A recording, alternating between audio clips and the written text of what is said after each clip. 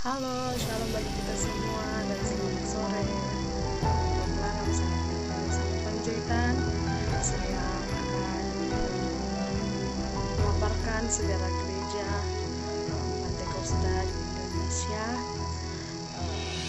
Baiklah, saya akan memulainya. Gereja Pantekosta atau Pantekostalisme atau dalam aliran Pantekosta bahasa Inggrisnya Pentekostalism, yang di Indonesia sering disebut juga Pantekosta, adalah sebuah gerakan di kalangan Protestanisme yang sangat menekankan peranan karunia Roh Kudus. Aliran ini sangat mirip dengan gerakan karismatik, namun gerakannya muncul lebih awal dan terpisah dari gereja arus utama.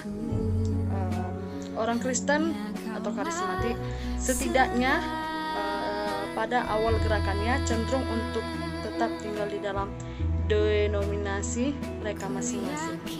Baiklah, itu tadi sepenggal dari gereja Pantekosta. Saya akan membacakan sejarahnya. Gereja Pentakosta yang juga menonjol di kalangan gerakan kesucian yang pertama-tama mulai menggunakan istilah Pentakostal pada tahun 1867 ketika mereka mendirikan perhimpunan pertemuan kemah nasional untuk kemasyhuran kesucian Kristen dengan sebuah catatan yang berbunyi, "Kami mengundang semua orang apapun juga alirannya yang merasa terasing di dalam keyakinan kesuciannya agar semuanya secara bersamaan dapat mewujudkan baptisan Pentakosta oleh Roh Kudus." Pentakostalisme modern sesungguhnya dimulai sekitar tahun 1901. Pada umumnya gerakan ini diakui berasal pada waktu Agnes Ozman menerima karunia bahasa roh atau disebut glossolalia pada suatu persekutuan doa di sekolah Alkitab Bethel di Topeka, Kansas tahun 1901. Parham, seorang pendeta yang berlatar belakang Metodis, merumuskan ajaran bahwa bahasa roh adalah bukti alkitabiah dari baptisan Roh Kudus. Gerakan Pentakosta muncul di Eropa, tetapi juga muncul di Amerika Utara sekitar tahun 1906.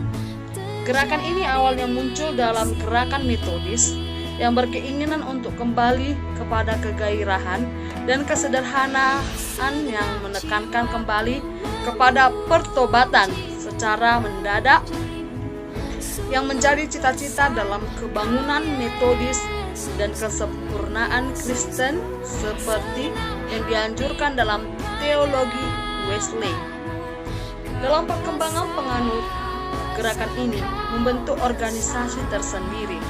Pada tahun 1900, salah seorang tokoh gerakan tersebut yang bernama CHF Parham yang dari mana asal dari gereja dia adalah gereja Metodis dan keluar mengembangkan 3 pokok ajaran yang kemudian hari menjadi ciri gerakan Pentakosta pada umumnya, yaitu tekanan pada eskatologi, pada baptisan dengan roh, dan pada karunia roh, khususnya karunia lidah, sebagai tanda seseorang telah menerima baptisan roh. Parham meninggalkan Topeka melalui pelayanan kebangunan rohani yang membawa kepada kebangunan rohani Azusa Street melalui William J. Seymour yang menjadi muridnya di sekolahnya di Houston. Seymour, karena ia seorang kulit hitam, saat itu hanya diizinkan duduk di luar kelas untuk mendengarkan kuliahnya. Pada awal abad XX, Albert Benjamin Simpson sangat terlibat dengan gerakan Pentakostal yang berkembang pesat. Pada saat itu, para pendeta dan misionaris Pentakostal biasanya dilatih di Missionary Training Institute yang didirikan oleh Simpson. Baiklah, sampai di sini dulu saya dapat memaparkan sejarah gereja